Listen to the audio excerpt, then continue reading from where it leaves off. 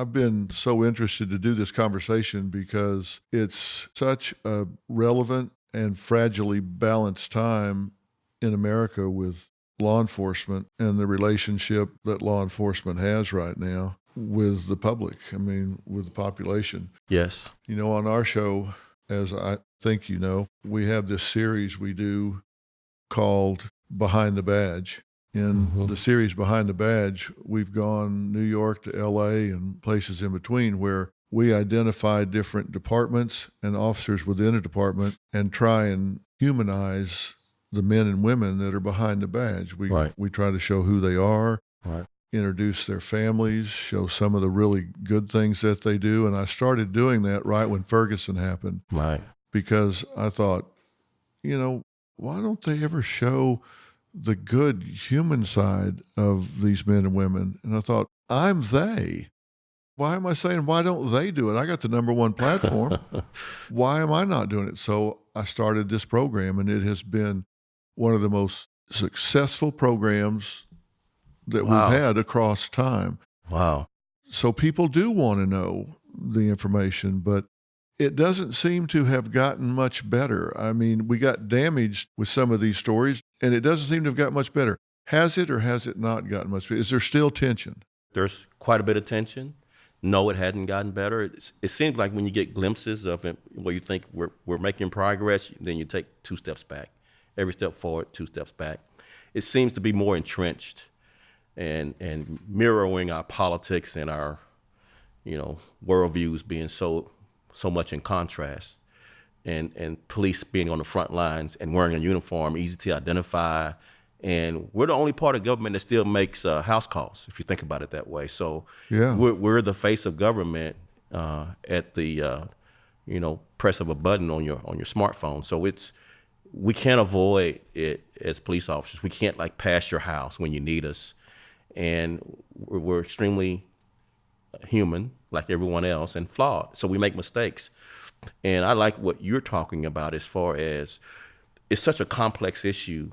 But where are the balanced stories that tell the great courage, sacrifice, bravery that happens, and then tell the bad stuff and let people figure it out, rather than inundate people with just the one-sided mistake that's awful and tragic and everyone regrets, without telling the brave story about someone who just risked their life and sacrificed everything for all of us to be safe. Are we asking too much of police officers? All the time. It is one of the biggest tragedies in government, is that we don't give enough funding for some of our social failures as it relates to funding for, say, something like mental health, or where we have flaws in our culture where, single moms are trying to do everything, and many times the kids don't have a strong father figure. And, you have to create police athletic leagues so that cops can throw a ball with a young person that doesn't have a father, create a strong relationship. Cops can't do all of those things and still, put the bad guys in jail. Is it consistent to ask officers to do policing and race relations at the same time? Can you do both at the same time? Because if you're there to enforce the law and you're supposed to be managing race relations at the same time, sometimes aren't those things at odds and mutually exclusive? Shouldn't social workers and sociologists and psychologists and politicians be doing one and police doing the other? Yes. Are we asking too much of them? Yes, and even more importantly, just one generation back, police was asked to enforce unjust laws in Jim Crow. And so politicians and people of influence who had the authority to direct police resources directed police to enforce segregation laws. And one generation removed, just 50 years ago, that was happening. And you fast forward to today, we're left with holding the bag.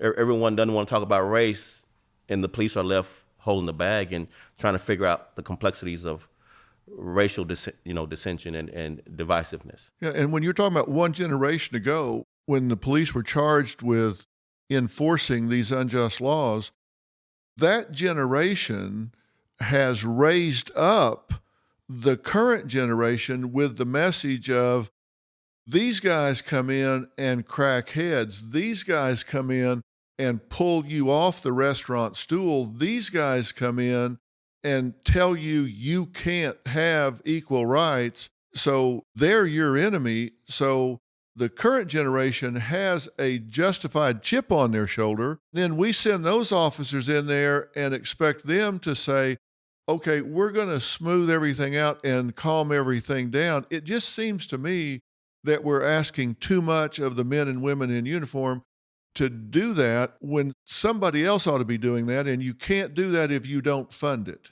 And when you have that history, the current generation looks for the flaws that maybe their grandmother or grandfather talked to them about in the 50s and 60s. So every mistake is larger than life. And we know how we can communicate much easier over social media. Everything is viral. So not only is it larger than life when you make mistakes, it's easier communicated when you make mistakes. So the negative becomes the whole. Yeah. And there's no time or room or space for positive interactions or positive discussions about what the good things and the good sacrifices that police are making. Yeah. Plus, there's no local news anymore. No, sir. Something can happen in Balch Springs. Something can happen in Dallas, South Oak Cliff, Bakersfield, wherever. That used to be local. It would be contained locally. The impact would be local. But now something happens in Balch Springs, which is a suburb of Dallas or an outlying area of Dallas, and they're reading about it in L.A. They're reading about it in New York. Right. And they may be protesting it in New York. Yes. There's no local news. Everything is national now. Just think about what started this, Dr. Phil.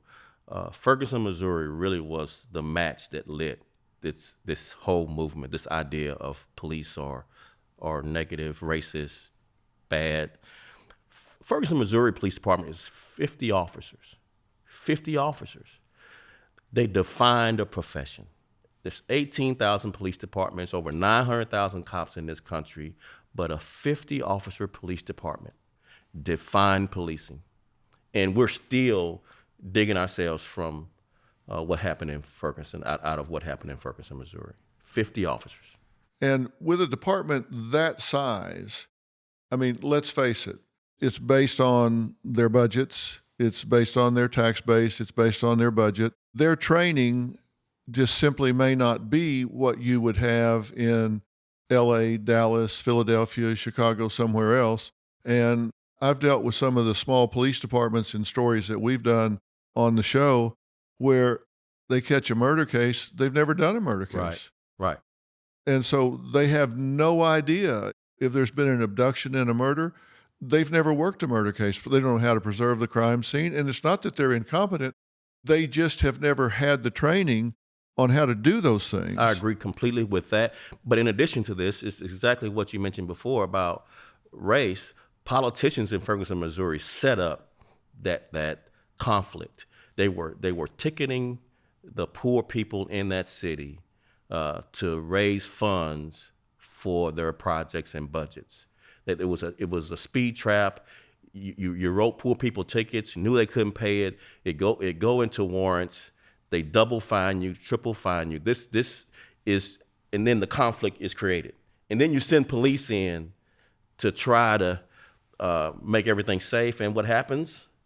This shooting happens, this outrage, as you're watching it, how did that turn into this weeks-long protest, burning the neighborhoods you live in down, and this conflict going across the country?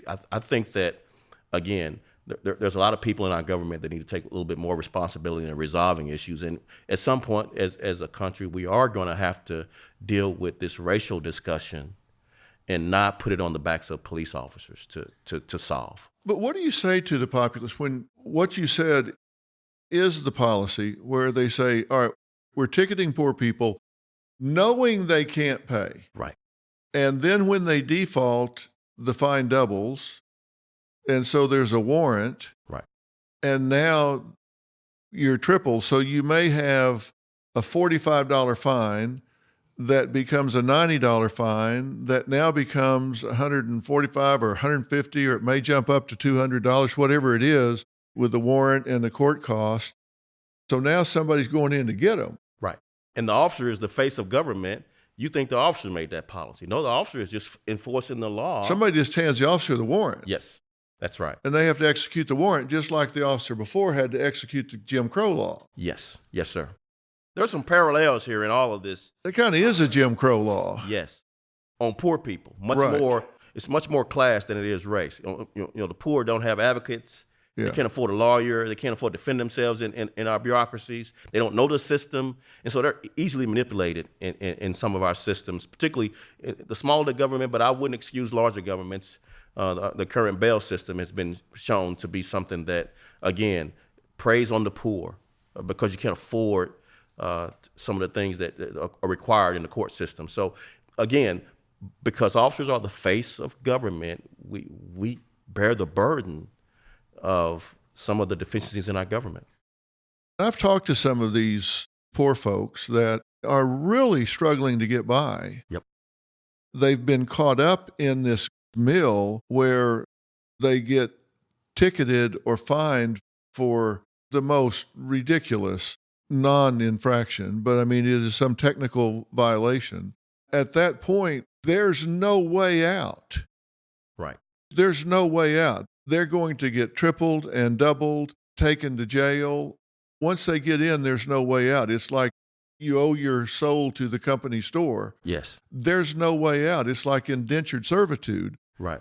How is that happening in America? What do we do about that?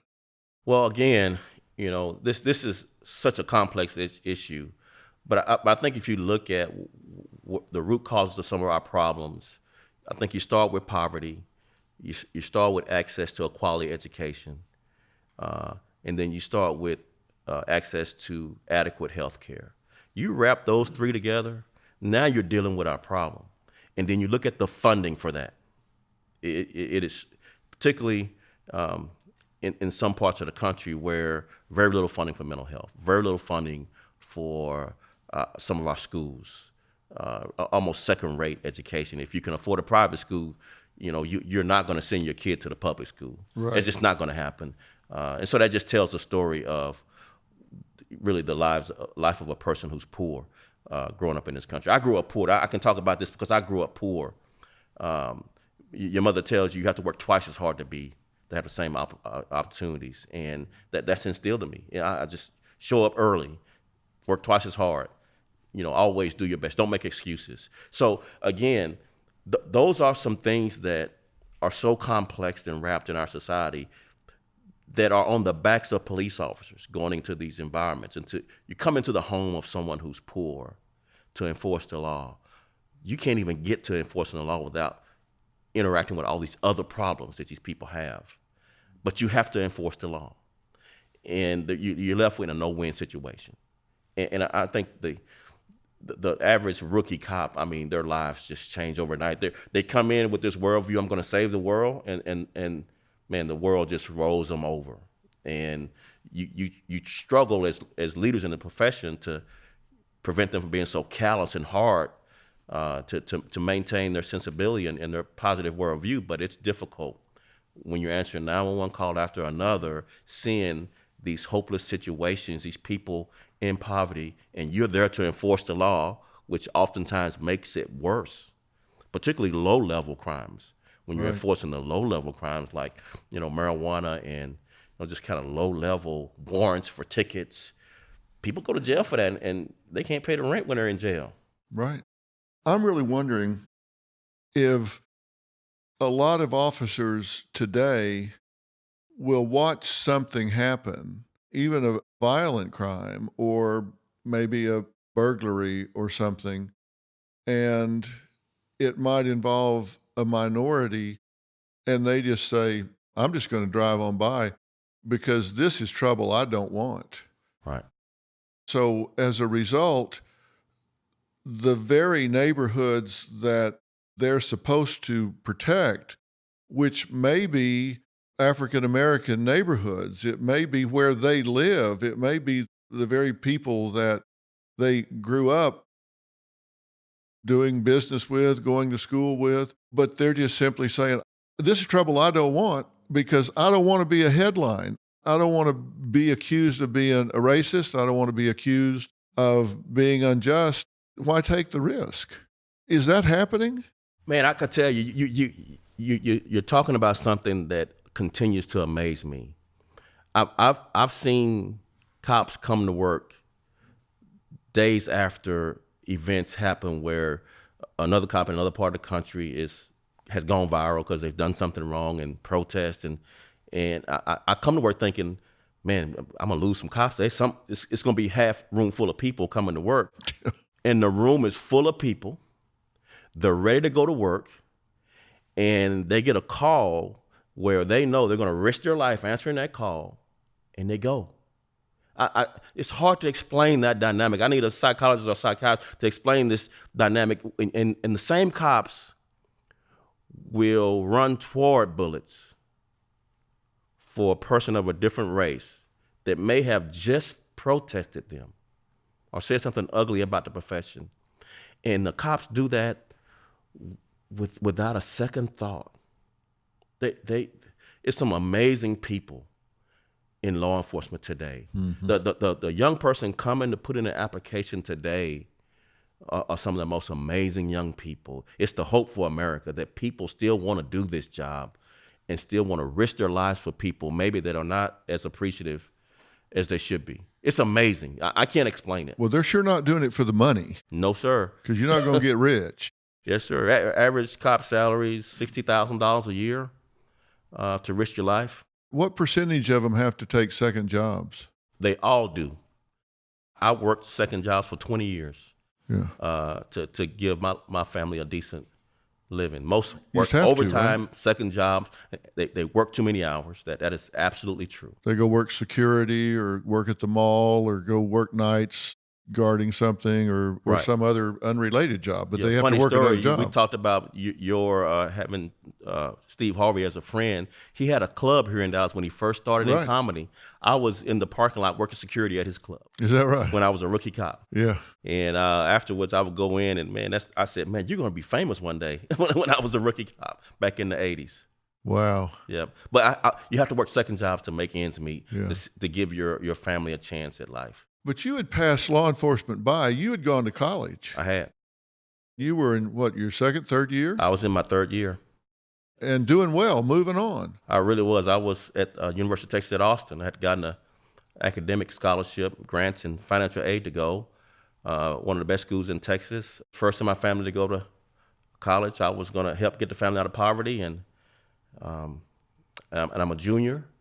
I'm doing well. I'm loving it. But when spring break, you go back home. I go back to my poor neighborhood, and I noticed that all the kids were acting different, hooked on crack.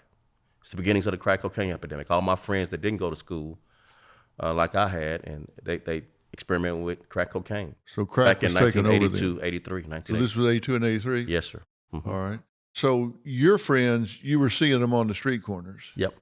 So you're doing well. You got a ride. You're paid through your degree. Yes, sir. And your family expects you to do that. And you did what? What did you say? Come home and tell my mom and dad I want to be a police officer to help clean up the neighborhood from the crime and drugs that had just, in my opinion, had just started. The neighborhood wasn't like that earlier. Crack cocaine had a different effect on the neighborhood than any other drug that, not like marijuana, not like other drugs. Crack really made it much more violent. And my mom and dad Did they ask you if you were on crack?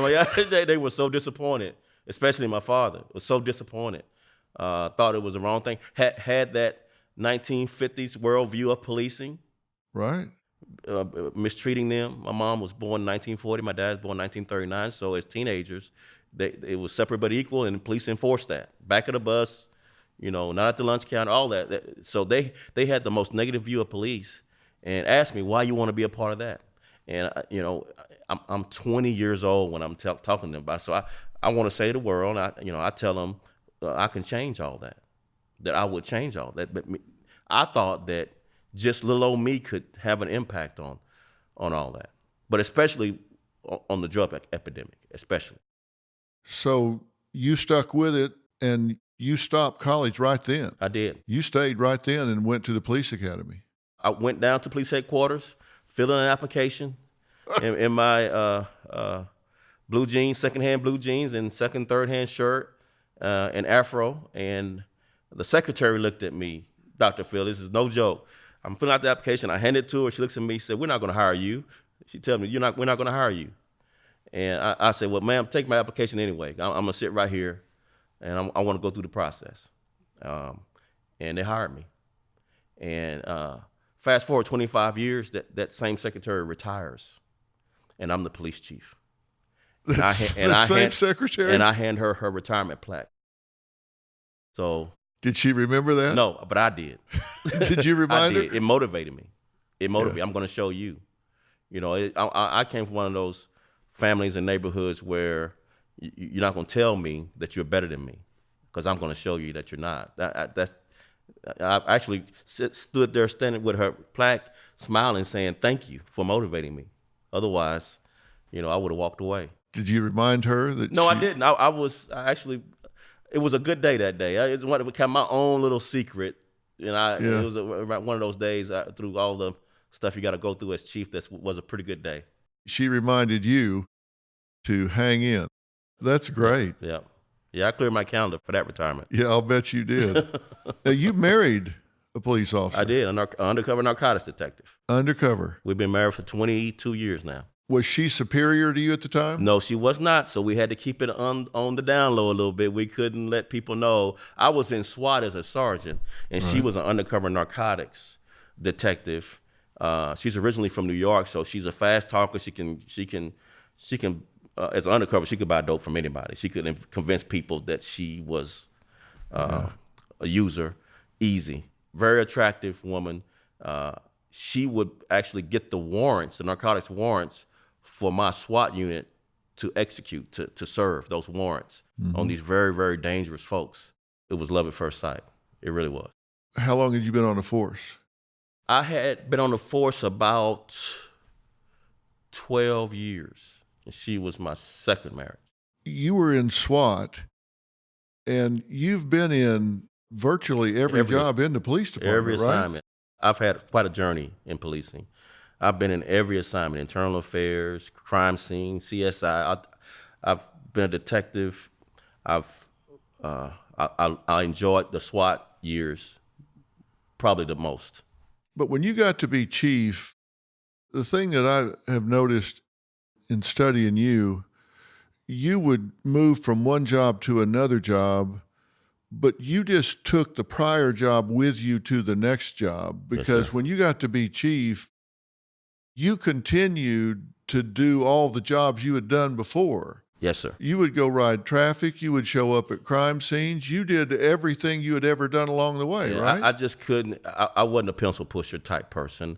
I wasn't a paper pusher. I wasn't an administrative guy. That was not why I wanted to come into the profession. What I brought with me is my neighborhood. I brought with me kind of the inner city folks that looked up to me and expected me to make a difference as a cop. They expected something different from me, and I took it to heart. And so I couldn't let go of my experiences, and my experiences were much more at the street level, doing the job, answering the calls, dealing with criminals, dealing with especially drug epidemic, particularly when it becomes violent, the robberies, the mothers and grandmothers getting robbed. That was my thing. It made me restless that we would do everything possible to make sure that particularly the neighborhoods that needed it the most had the best protection. When you went through the academy, were you treated differently? I have a different take on this idea of racism, how people treat you. So I'm a little bit, some people will call me arrogant in a way if you didn't know me. That I'm very comfortable in my own skin. I don't care what people think. So I have never let someone treat me different, ever. So if someone says the N-word that's not going to be a problem for me, because I got a whole lot of other words for you, and you will regret you ever said the N word to me. Yeah. And that don't mean we can't be friends. I'm going to respect you as long as you respect me. So I can never play the victim. It's just not a part of my personality. I'm always firm, but I'm looking for a friend. I'm looking for an advocate, because in the way I saw the job was, you just can't do it alone. It's easier to make friends than it would be to make enemies. And the more friends you have, the easier the job is. And even if you say or do something that may come across as racist, I'm going to call you out on it, and we're going to move on. I'm not going to let that be the end of a friendship or a potential friendship just because you weren't raised right and how to treat me. So you're going to bite him back, but then you're going to be friends after that? Or you're going to at least give him a chance? Yep. I've had people I've promoted who used the N-word around me. When I was younger, I promoted him, one guy to lieutenant. I remember when he did it. I was in a group. I was the only black. It was a bunch of white guys, and we were talking about what we were going to do, and he just blurted out, "We're going to go down there and arrest all of them." I said, "Hold up." And we had it out right there. Wait a minute. We had it out right there. I said, "That's where I'm from. I was born and raised there, and we're not the N-word. Now let's go to work." That's because, again, because he wasn't raised on how to treat me, I can't cast him and throw him in the trash. And he's not going anywhere. I'd rather persuade him to respect me, and maybe the next black person he runs into, he'll know not to call them the N-word. That I'll remind him, hey, this is how you treat people, and we don't deserve to be treated like that. Did he respond? Yes. And we became friends later. Yeah. Again, I promoted him. Yeah. And he wasn't, in my opinion, he hadn't been raised right. And I helped him out a little bit. Yeah. What was your first year like? As your rookie cop, what was your first year like? Man, it was fun. I was a bull in a candy shop. They accidentally put me in my old neighborhood. You're not supposed to be assigned to where you live if you grew up in the city. You're supposed to be assigned to a different part of time because of, conflicts of interest potentially. But for whatever reason, they didn't read my address right on my application, and I was in my old neighborhood. I knew everyone. Really? Knew the good folks. I never bought a meal. I had dinner every night. I had dinner at somebody's house. I felt at home. I felt it was a sense of accomplishment. It's what I came into the profession to do, and I was able to put a lot of folks in jail that need to go. Yeah. And I was able to change the way people looked at police in a very small way. So you knew from the inside out who the bad guys were. Oh yeah.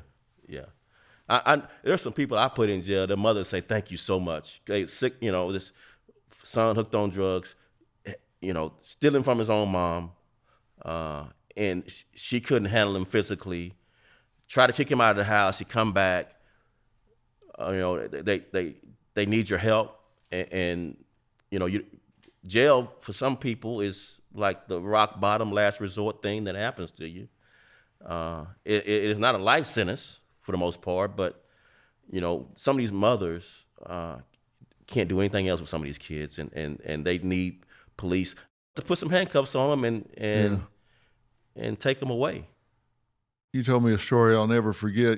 You said you answered a burglary call your first year, and a friend came out the front door carrying some stuff, right? Yes, sir. And I called his name. I hadn't even gotten out the car yet. I forget his name, but I called his name and said, "Hey." He looked at me. He said, "Brown." We had run track together. And he was hooked on drugs, but he recognized me.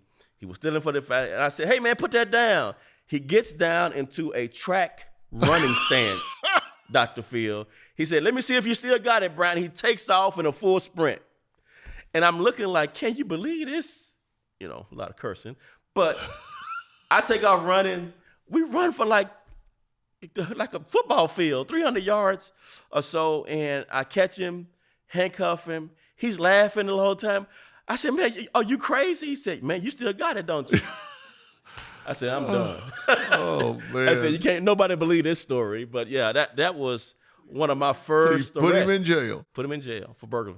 Yeah. Yep. But he was laughing the whole time. He was had been a good kid, made some bad choices. That's one of the reasons you dropped out of college and did what you did, right? It was. I had a very fulfilling career. Not just putting people in jail. Much of my career was interacting with people in a respectful way. You think that's a small thing. No. But showing people respect is a big thing. Yeah. Particularly in some neighborhoods. They don't get treated with respect. No, of course not. Yeah, so that's a lot of currency you build with people. That was much of what I brought to the profession. Your career was not without loss either. Oh, no. I've had tragedies professionally and personally during my 33 years as a cop. I've run the gamut. I've got a sense of understanding for grief and pain like no other. I mean, but for my Christian faith, I wouldn't have been able to hold it together with some of the things, not only that I've seen happen to people, but what's also happened to me. Now, you became chief in 2010, Yes. right? Yes, in 2010. And you had just been in that job for weeks when you lost your son. Yes. My son was 27 years old, living on his own, and he had been experiencing, I'm finding this out after the fact, experiencing bipolar, schizophrenic, adult onset behavior, hearing voices. He and his girlfriend had tried to get help. He didn't like the medication. He told her not to tell me about it. He was embarrassed about his mental health. I was unaware. He has a psychotic episode. He's experimenting with marijuana that's laced with hallucinogenic drugs, and he gets a gun and just starts shooting. He's shot and killed by police, and an officer is killed in this horrific shootout in a suburb of Dallas. And I'm in the job just a few weeks. And not burying a child is bad enough, but the circumstances that happened. You're the police was chief. Just over the top grief. So he shot and killed one of your officers? A suburban cop. Right. Then he was killed by an officer. Yes. And he was mentally ill. Yes. I mean, it's a perfect storm. It's Very all much so. Everything wrong, everything bad comes. Yes. Right. And police, it's like a family. So you grieving twofold. You're grieving for loss of your child, and you're grieving for the loss of a police brother. Fellow officer, yeah. And there's people talk about, what do you say? There's nothing you can say to. It's a grief and a pain that's dark and deep. It really is, and it's. But for my faith in Christ, that I'm able to even talk about it. And I think it's important for me to talk about it. It's therapy for me. I've talked about it on more than one occasion. Yeah. But the despair and the sense of loss, it's. And I know you talk to a lot of people that's lost people that they love. It's a big hole that never gets filled. There's time doesn't help. People tell you, just give it some time. Time doesn't help. It's just the burdens we bear that in this life, and you just have to take a step and then take another. And I got back to work as chief after 2 weeks off. Dr. Phil, and the criticisms were brutal. What were the criticisms? The cops feel a sense of, your son's a cop killer. That's the worst of the worst thing you could be. And politicians do their thing, trying to figure out which way the wind is blowing. I will say, the person that hires is a city manager form of government in Dallas, and so the city manager hires the police chief, not the mayor or city council members. And city manager Mary Soon never wavered in her support for me during that time. Mm-hmm. She really was more than stand up. You know, can't find the words to say, even to this day, how much I appreciate how Mary stood by me and helped me continue to lead the department. Well, I know Mary, and she is deep resolve. Yes, very much so. Yeah. You also lost a partner. Best friend. We hit it off like first day in the police academy. Walter Williams. He was 42 when he went through the academy. He served 20 years in the military. Oh, wow. And he wanted to be a police officer. He's 42, and I'm 22. And I'm thinking at the time, old man. I called him old man the whole time. I rib him the whole time. Old man. We run. He could run a mile as fast as I could. We were doing 6-minute miles, 5:25 miles. And this old man, I said, old man, slow down. You'll have a heart attack. Old man. So we get assigned to the same area of town. So we work partners. And we're 5 years into the job, and we both take a test for our first promotion. I make detective, and I'm transferred. He makes field trainer, so he becomes a field trainer. And one of my last conversations with him before he shot and killed on a domestic violence call is, man, why do you want to train rookies, man? They just gonna get you hurt. They do stupid stuff. They make mistakes. I said, come on, apply for the detective. I was gonna put a good word in for him. He said, no. We're here to help other officers learn how to do the job, David. I'll never forget that last conversation. I said, man, I said, these rookies, they're gonna you gonna have you fighting people, and they just do stupid stuff. Rookies make mistakes. He was determined to give back and teach rookies how to do the job right. And he always wanted to be police chief. I said, okay, well, I'll help you, but I said, I can't deal with politics. He said, no, I'm gonna be police chief one day. I said, man, God bless you. I said, that's just not for me. I said, I want to make more money. I want to get promoted, right, for my family, but I'm just going to go through the ranks and take the test. And when the last rank you can get by taking a test, that's the last one I want. That was kind of our secret. And I'll be whatever, captain or whatever for you, and I'll make sure we make you look good, brother. I said, but I want no part of dealing with politicians. So.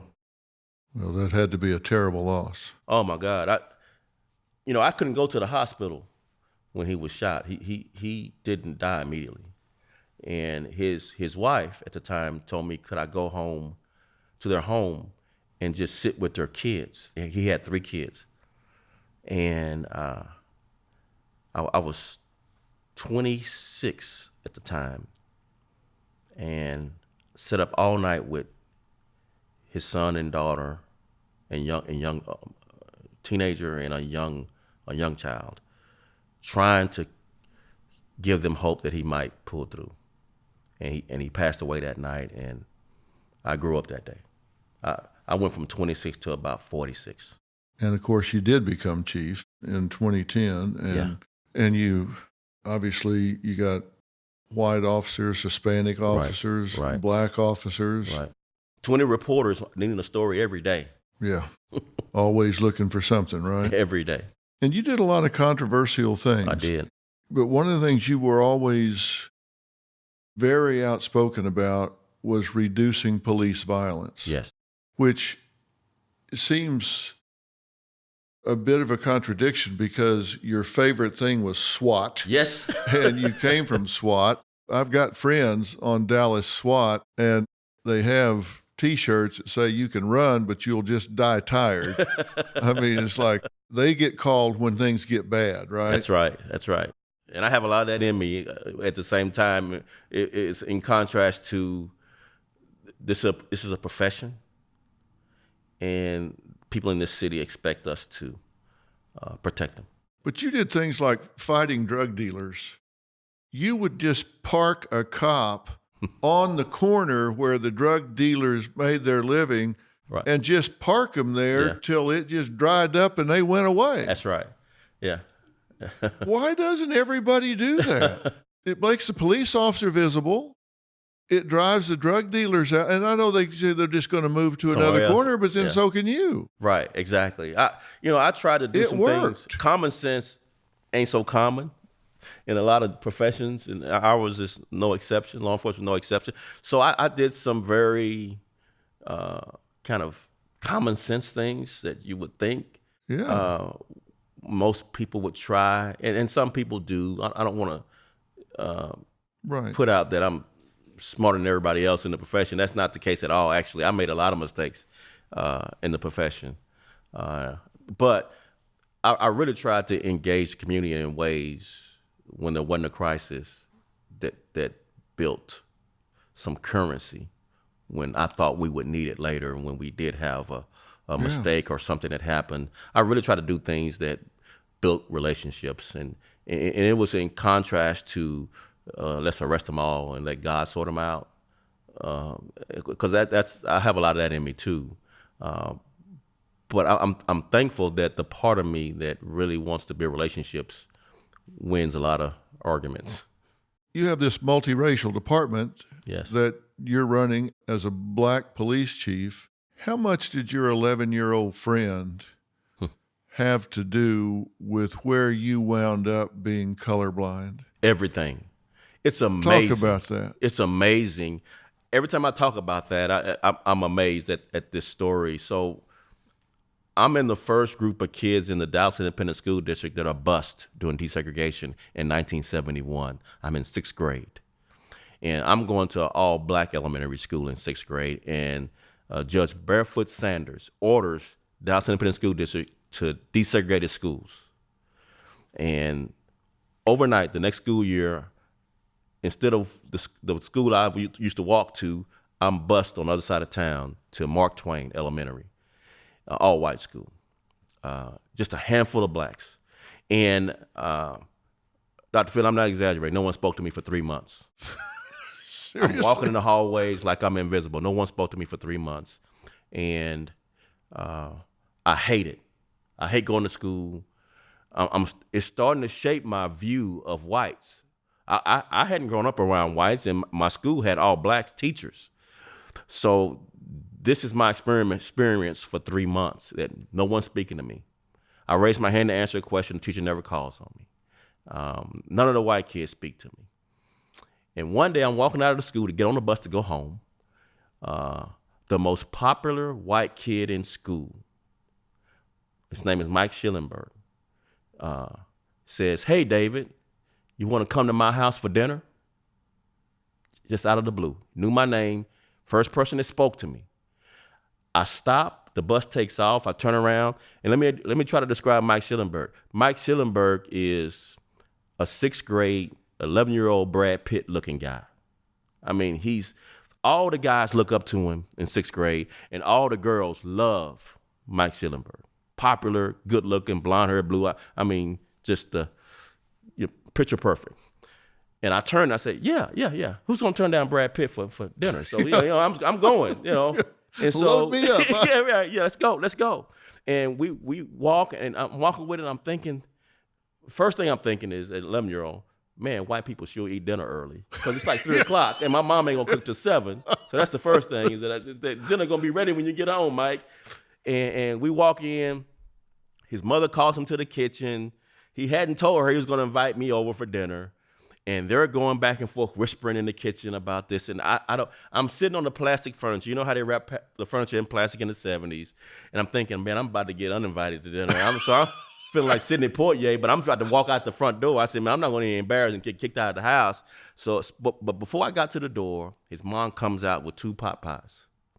And we sit down, and Dr. Phil, I'm not exaggerating. You would thought we'd known each other our whole lives. We are like 2 people. We talk all evening. We play outside. We lose track of time. It's starting to get dark. I miss my bus. My mom doesn't know anything about this. And so, Mike's mom got to take me home and to the hood at dark. She ducking down. Yeah, that's the fastest driving white woman I ever seen. It's like she drive NASCAR. But we get home, and my mom has convened a search party to look for me, because she thinks the Klan had got me, and I'm like in a ditch about to die or something. And she turns around and hugs me, kisses me, asks me, where the hell you been? And I point toward Mike's mom's car behind me, and she speeds off in a dust of smoke. It goes where the car had been. It's funny as hell. And Mike changed my view of race forever. Forever. Just with that invitation. Just and y'all changed my remain view. friends from We're best friends to this day. Really? To Best this friends. day? Yes. What's he Stayed do? in touch. He's a banker in Dallas. Really? Yeah. He went to the University of Texas, like me. Yeah.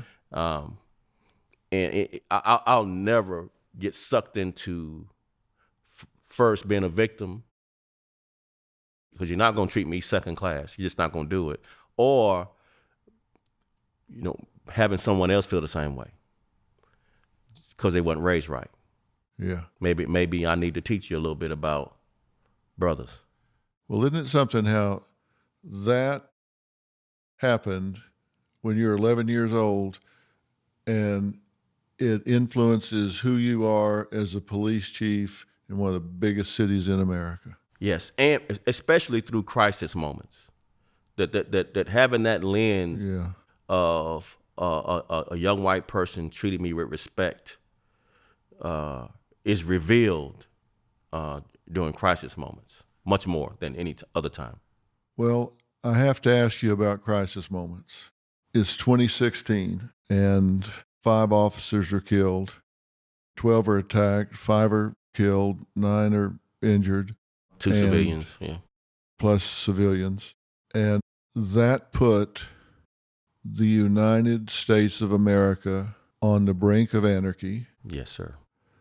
And it put you at the absolute precipice where what you did or did not do in the matter of a few hours and in the matter of a few critical statements determined the direction this country took at that time. You were a pivot point for this country. Take me through those moments. The first parts of July 7th and the 5 officers being killed were the notifications to me, the phone calls. So the protests downtown was like a day of protest across the country. And so we had planned with officers assigned downtown. We had the SWAT team nearby in a high crime area near downtown. And for all intents and purposes, it was going to be a peaceful protest. There was no indication. We had embedded undercovers in the protest planning meetings. We had relationships with the leaders. None of the leadership had problems with the Dallas Police Department. They were protesting what happened in Louisiana and Minnesota with some unarmed black men being shot and killed by other law enforcement. So we knew the agenda. They were planning to have speakers. They hadn't planned to march through downtown. That was a little bit spontaneous, but there was no plans to damage property or for them to be arrested. They just wanted to protest, exercise the First Amendment. I'm there, and the protest ends. They start marching through town. When the first time they've done that, my second in command calls me, and when the first shots rang out, an officer is down. Then he calls me again as I'm reporting to the command center, second, then a third. And he describes this as low sick. That's similar to grave. That's police terminology for the officer who shot is in grave condition. We call it low sick in our profession. So each officer that's shot is low sick. 4 are shot immediately. The 5th is shot during another exchange. And so I know this pain. I talked about it earlier with my partner and with my son. This pain is familiar. So I get to that deep, dark moment of despair that 4 officers are grave, likely to die. I'm only able to function because this is familiar pain to me. And not in the far past. This is familiar pain. So I'm at a moment where I've been before, and I'm able to function. I'm able to pull it together, to do right by the city, by these families, and by the profession. And what's revealed during this crisis is who I am. I'm a person that quit school and then complained about crack cocaine. I did something about it. And so one of the first, most, I guess, remembered words, people come up to me and say this all the time, man, where did you get that from? I said, that's who I am. Put down the protest signs, put in an application, and help us solve these problems in your neighborhood. I said that not to demean them or not to push protesting as a right to do. But you want to make a difference? I put an application in. I left college and did something about it. You know, put your aspirations to change the world into action beyond just making us aware of what the problems are. You know, problem identifiers are a dime a dozen. So that's a long night, a long 2 days, a long 2 weeks of having 5 funerals, planning 5 funerals, graveside. We have a great tradition in law enforcement when in a line of duty death, it's gut wrenching. Not only facing the widows and girlfriends of these officers, they all have young kids, but old enough to know what happened. Not toddlers. They're old enough to know what happened. And it seemed that the world was looking. You know, so I had the weight of the world looking, in my opinion, not only at the city of Dallas, but at the police profession. And I just felt this sense of obligation to say the right things, to talk about you're asking the profession to do too much. We're not built to solve all of society's failures. Our prisons are the largest mental health providers in this country. They are. That's shameful. And if you think about 5 officers being killed, it's the most since 9/11 in one event. Yeah. So it's no small thing, particularly in Dallas. We lost a president in the city. Right. So Dallas itself has some history. So myself and Mayor Mike Rollins had to get it right. And again, during all the interviews and all the things you saw on television, that whole time I'm planning to use C4 to blow this guy up. The whole time I'm planning to do that. And they're putting the plans together. They're making the suggestions on how it happens. It's the first time in American policing that C4 explosives are being used as a deadly weapon, weaponize the bomb robot. That's never been done. We're making police history in this, but it's risky. It's career ending. Legally, you could be prosecuted if you don't do this right, because we're not judge and jury. So you have to have the right legal grounds to do this. And so while I'm on display to the world, I'm planning to do something that's never been done in law enforcement, and it goes off successfully. But you did it. You ended that crisis without another police officer stepping into the line of fire. That's exactly right. That's why you did it. That's the only way I did it. I watched this happening, and I said to Robin, this is happening without another police officer stepping into the line of fire, because this man's behind a corner of a building. There's no access to him. And it's a long hallway, Dr. Yeah. Phil. It's a long hallway, which means you're going to be exposed for a long time. Yeah, there's no way. You can't rush him. Can't rush him. And people talk about shields and stun devices. That's a person bringing that up, never been shot at. Yeah. You never. And I've been shot at. You get shot at, you won't even suggest walking down that hallway for anybody. I said that to her too. The people were criticizing this. I said, the critics have never been shot at. Right.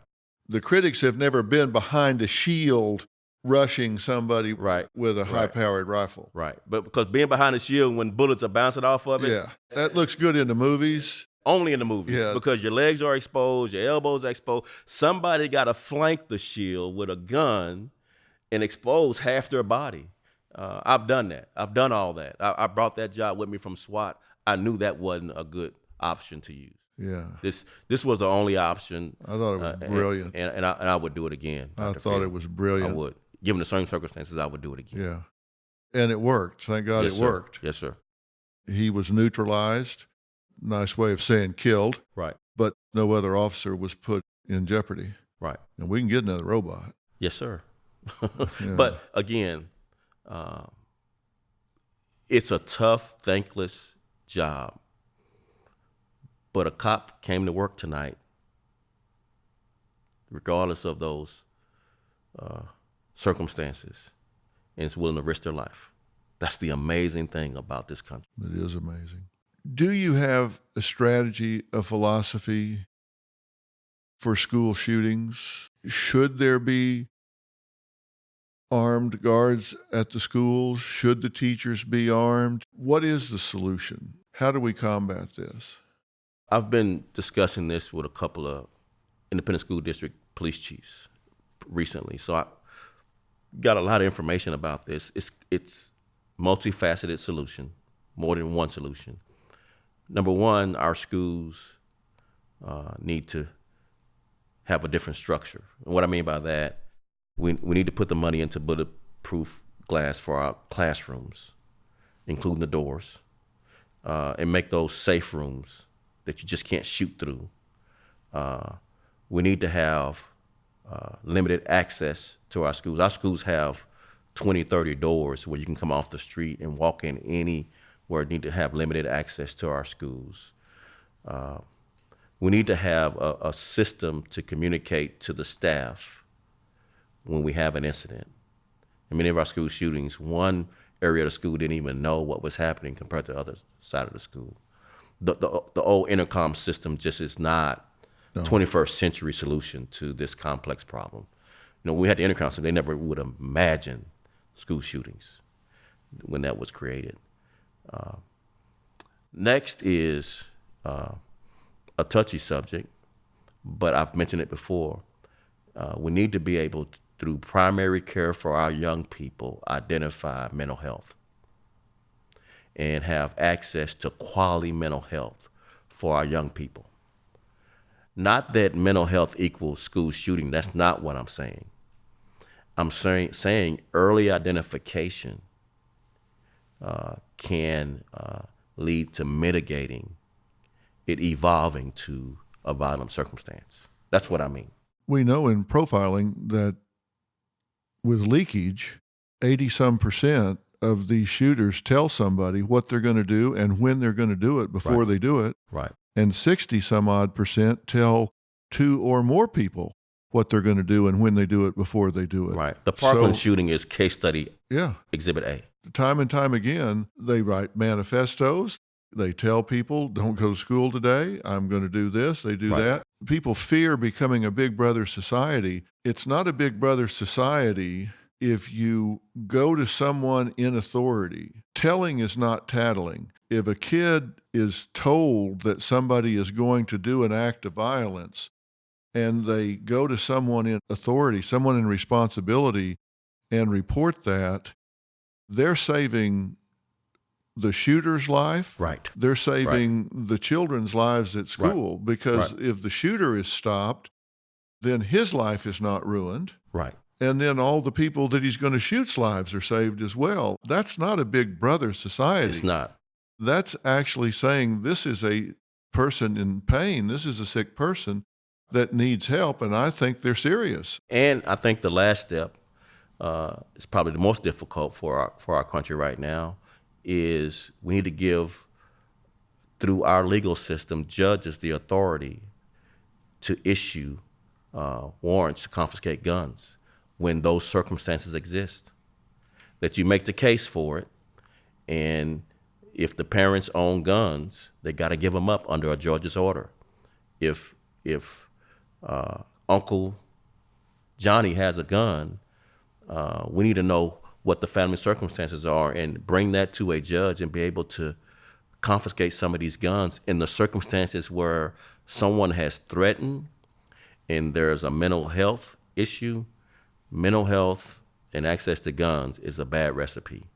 But let's bring it to the courts. Let's not have this because we're a country of laws. Our country is based on law. Let's bring it to the courts. Let's give these judges this authority to issue these protective orders to confiscate guns when these circumstances of these threats from young people exist, so that we can stop some of this violence. Not all of it. Some's going to slip through the cracks, but let's make a better effort than we're making now. I'm a strong supporter of our rights, but with our rights come responsibilities. Very much so. If you step up and make terroristic threats, you forfeit certain rights. Yes. I think there has to be due process, but I think it can be speedy and responsible. Right. But you have to act on these things so we can start saving these children. We can do more than hunch our shoulders and pray. Yeah, we can do much more than that. Exactly. Are body cams helping? Very much so. Video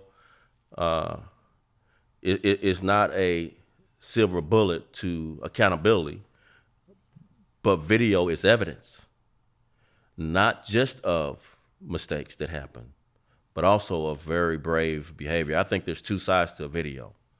But again, I go back to this example, because I'm a Dallas Cowboy fan.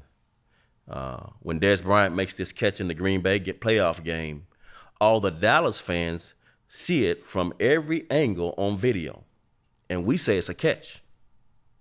All the Green Bay fans and Cowboy haters say, not a catch.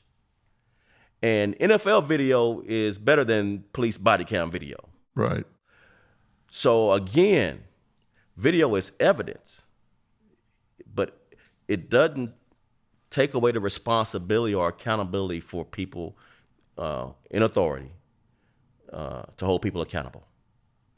It is not going to make Dez Bryant's catch a catch for the Green Bay fans.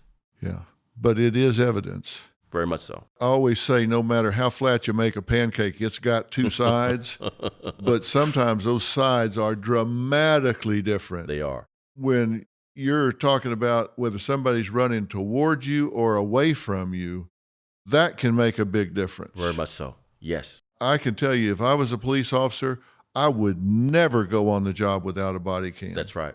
That's right. Never, ever, ever, because I want to have a video record of what happened. It may be just evidence, but I'm going to have that evidence. Right. The biggest enemy of good cops are bad cops, because they can define us all. They can hijack the profession and define us all. And the body cam video can help ferret out people who don't deserve to wear the badge and gun. You are probably the most articulate and passionate law enforcement advocate I've ever met. Thank you. And you've fired more cops than any police chief in America, I suspect. I fired a lot of police. And that doesn't make you friends with the union bosses. No. But again, I saw bad cops as an enemy of the profession. They can take you down. No matter what good work you do, if you're not willing to hold people who don't deserve to wear the badge and gun accountable, you are hurting good people, not just in the community, but good people on the job with you. And some people slip through and get through the academy that shouldn't. And some people go through and they have one mindset when they go through. Things happen in life. Change. They have losses. They have pain. They change, yeah. And they're a different person. That's 10 true. years into the job than came through the academy. That's very true. And so things happen. They're bad apples in the barrel. There are. They are. We can't hide those and gloss over them. We got to acknowledge them, hold them accountable, and move on. But we don't paint the whole profession. You don't. With the brush of somebody that makes an idiotic criminal decision. Right. You don't just because it's right, but you also don't want to paint the whole profession because you do want to keep these brave cops encouraged to come to work every day. Yeah. A day without a cop in this country is a day you don't want to live here. Yeah. They do have their finger in the dike of criminality.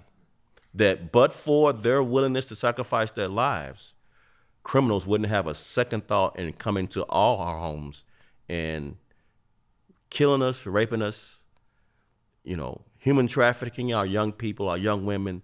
Criminals are ruthless, and they need cops to hold them at bay. And so keep these cops encouraged. Don't paint them all with a broad brush. Well, I have one last question, and this is a philosophical belief that I have, and I want you to tell me the truth about what you think about this. All right, go ahead. And I've talked to young... You want to get on the couch and I get in the chair? Maybe. But I've talked to young people about this on my show that have been in conflict with police officers in the field. And I have said to them that it is my philosophy that we absolutely must have the position that you respect the badge in the field. If you think he's wrong, if you think she's wrong, and she's wearing the badge, you do what he or she says. If you don't respect the authority of the badge in the field, then we've got chaos. If you have an issue, take it up with the court. Right. Don't take it up with the officer in the field. If the officer says, turn around and spread them, I'm taking you to jail, and you think that's unfair and it's unjust, take it up with the court. File a complaint against the officer. Hold him accountable, get him fired, sue the department, do whatever you want. But you have to respect that officer's authority in the field, because if you don't, we have chaos. You're exactly right. Not only that should be enough. That's the right explanation. Black parents have this explanation to their kids because they're worried about them getting shot and killed. So this is the talk that black parents have. The talk. Keep your hands on the steering wheel. Say yes, sir, no, sir. Don't litigate your case on the side of a road with a police officer. That is not a courtroom. I just want you to come home.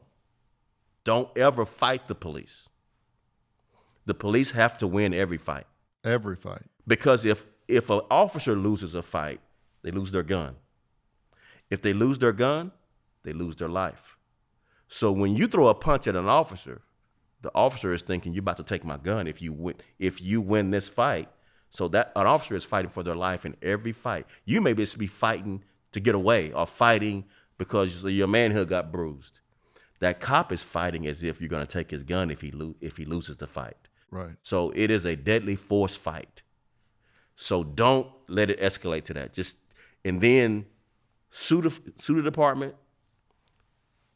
File a complaint. Build your case.